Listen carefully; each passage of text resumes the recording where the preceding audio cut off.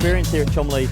Unfortunately, we haven't had the weather, but I've been the only one praying for rain because the all-wheel drive system on the Subaru is fantastic in this. And I think, to be honest, if it had more rain, we would have won. Not saying easily, but looking at the time so far, it's gone very well in the wet, and we've been fastest by a long way in the wet.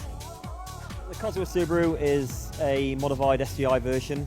It's had modifications to the engine. We've got nearly 400 horsepower now.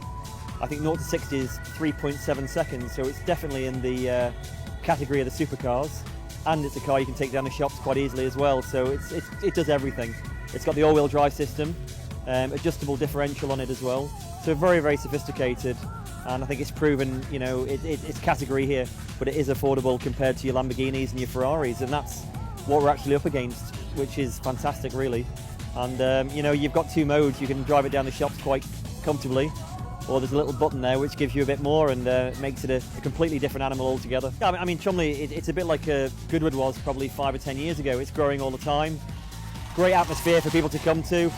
It lets people get very close to the people, the cars, you know, the drivers, and it's just been a great atmosphere now. But you know, it's a great event, and hopefully I can come back again next year.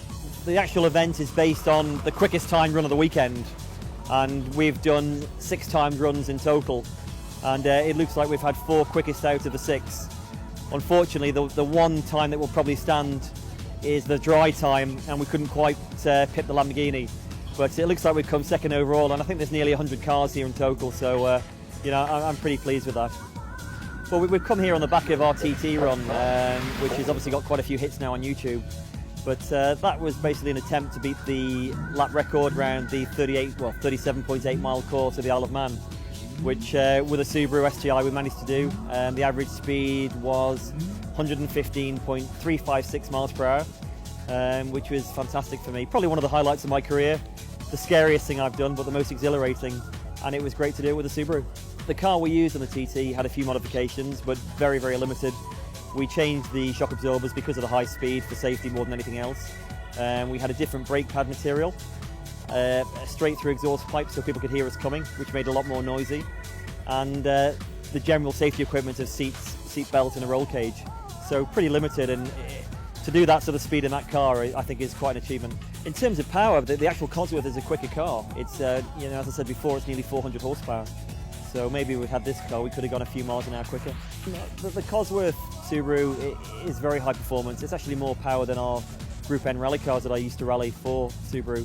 So, you know, it's right up there. And I think if you're starting to get any more than that, you know, they start getting a little bit dangerous, temperamental.